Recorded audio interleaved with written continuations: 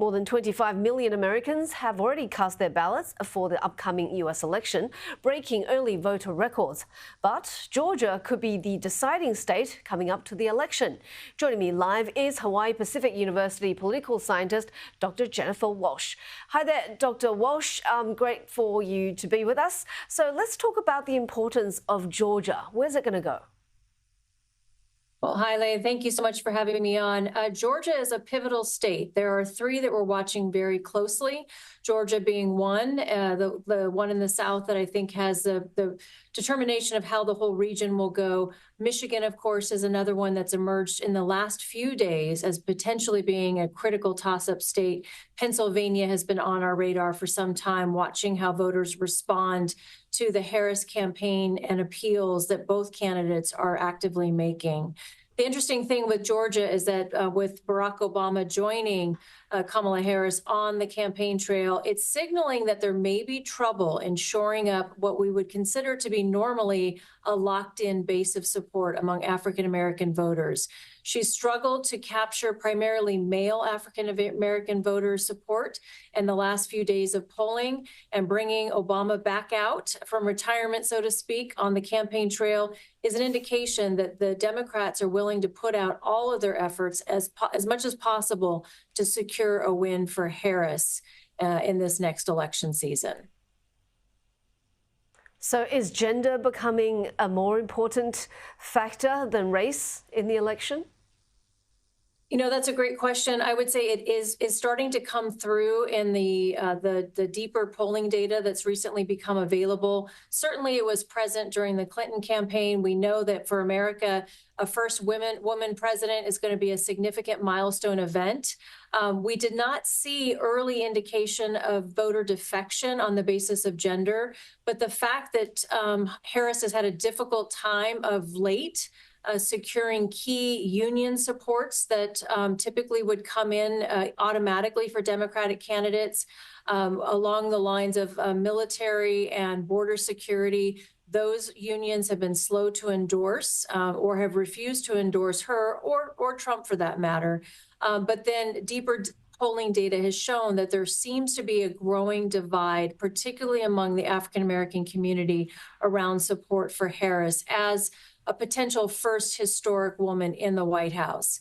It was something that, again, did not show up early on, but as we've come closer to Election Day, that's starting to emerge as a potential spoiler for the campaign. Now, what do you make of, the voting rule changes in Georgia and in general, voting integrity for this election? You know, I think that's something we're going to watch very carefully. It's going to be heavily scrutinized. And so I don't know anyone today who's willing to predict that by the end of election night, 12 days from now, we're going to have a declared winner. I think whoever the supposed victor is, at least unless it's a clear landslide, which no one is predicting at this point, there's going to be numerous follow-up challenges to the voting process itself. The early votes, which now every state except for the state of Alabama has allowable early mail-in votes, or in some cases in-person early voting. The integrity of those votes will be heavily scrutinized. I think there's going to be a lot of challenges, legally speaking, in terms of voter eligibility, depending on how the states have set up their own registration processes. And of course, what happens on Election Day for those in-person sites certainly could be grounds for future litigation as well.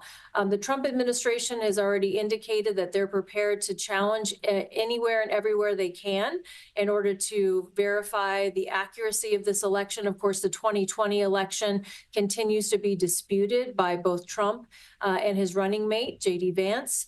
And Harris has also said that they are closely monitoring events on Election Day to ensure that every single vote counts and that the American voters have confidence that the process has integrity. So I don't expect that by the time the polls close or shortly thereafter, we're going to know who won. I think it may be weeks, as it's been in the last couple of election cycles, sometimes months after Election Day before an official winner is declared.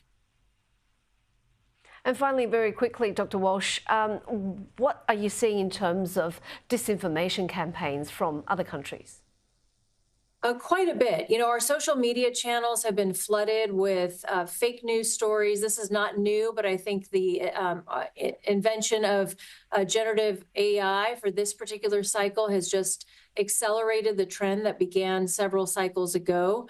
And with social media channels really setting algorithms that create an echo chamber effect, that disinformation is now spread easily and more widely than ever before. I do think there's going to be an impact on voters. Certainly, the polling data shows that there's a very, very small margin of error between the two campaigns in terms of predicted victories. And it could come down to whose campaign has had the most effectiveness in persuading voters who might still be on the fence or really debating about their final decision going into the last few days. And certainly there'll be lots written afterwards to say what the impact has been, but there is concern already that we're starting to see an impact on voter behavior. Thanks so much for your time, Dr. Jennifer Walsh, political scientist at Hawaii Pacific University.